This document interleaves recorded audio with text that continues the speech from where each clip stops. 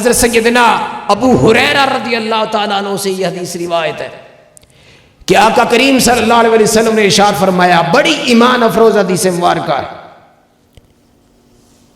حضور نے فرمایا کل امتی یدخلون الجنہ الا من ابا، فرمایا کہ میرا ہر امتی جنت میں داخل ہوگا، میرا ہر امتی جنت میں جائے گا، اللہ اس کا ٹھکانہ جنت میں کرے گا، اس کا ٹھکانہ جنت ہوگا، وہ دوزخ میں نہیں جائے گا۔ کل امتی، میرا ہر امتی یدخلون الجنہ، جنت میں داخل ہوگا، ما سوائے الا من ابا، ما سوائے وہ شخص جس نے میرا انکار کیا، جس نے میرا انکار کیا۔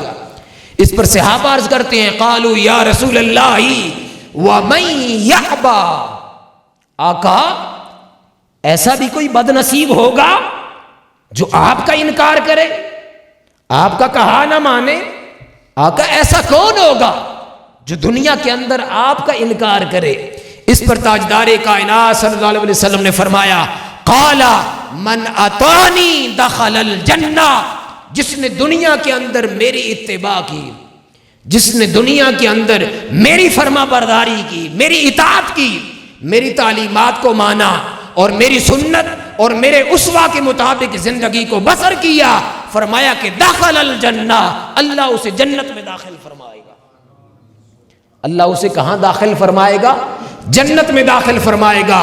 گویا وہ شخص جس نے میری اطاعت کی، میری اتباع کی، دنیا کے اندر میری فرما برداری کی، میری غلامی میں آ گیا، داخل الجنہ، اللہ اسے جنت عطا فرما دے گا، اللہ اسے جنت عطا فرما دے گا۔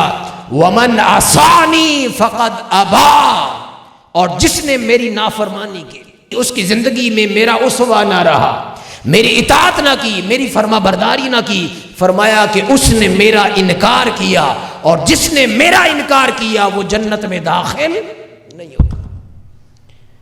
گویا حضور کی اتباع کرنے والا، حضور کی غلامی میں آنے والا، حضور کی نسبت اور محبت میں آنے والا، اللہ اس کو درجہ کیا دے گا؟ اسے جنت عطا فرمائے گا۔ محمد کی محبت دین حق کی شرط اول ہے، اسی میں ہو اگر خامی تو سب کچھ نامکمل ہے۔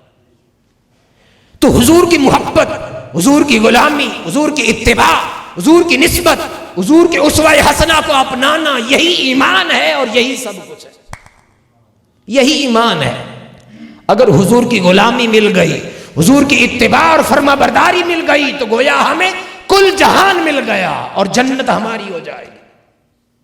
اور اگر حضور کی اتباع سے ہم محروم رہے تو خدا کی عزت کی قسم حضور نے فرمایا کہ ایسا شخص جنت میں داخل نہیں ہوگا۔ بہت بڑے ولی اللہ گزرے ہیں، حضرت بشر حافی رحمت اللہ علیہ، اللہ پاک نے آپ کو معاصرین کے اندر بہت بڑا مقام عطا کیا۔ آپ خواب دیکھتے ہیں کہ تاجدار کائنات صلی اللہ علیہ وسلم جلوہ فروز ہیں، آپ فرماتے ہیں کہ اے بشر حافی، تمہیں معلوم ہے کہ تمہیں ہم نشینوں کے اندر اتنا مقام بلند کیوں ملا؟ وہ عرض کرتے ہیں یا رسول اللہ مجھے معلوم نہیں۔ اس پر تاجدار کائنات صلی اللہ علیہ وسلم فرماتے ہیں کہ اے بشر حافی، تو نے اپنی زندگی کے اندر میری اتباع کی، میری اتباع کی وجہ سے اللہ پاک نے تمہیں ہم نشینوں کے اندر بلند مقام عطا کیا۔ اور پھر حضرت ابو عثمان حیری رحمت اللہ تعالی علیہ آپ فرماتے ہیں اگر کوئی شخص یہ چاہتا ہے کہ اسے صحبت مصطفیٰ نصیب ہو، کیا نصیب ہو؟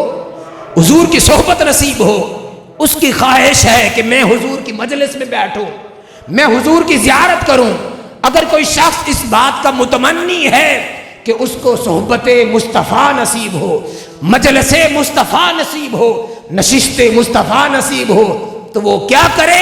وہ آقا کریم صلی اللہ علیہ وسلم کی اتباع کرے، وہ حضور کی سنت کی اتباع کرے۔ اگر کوئی بندہ حضور کی سنت کو اپنی زندگیوں کے اندر داخل کرتا ہے، اللہ پاک اس کو صحبت مصطفیٰ عطا فرمائے۔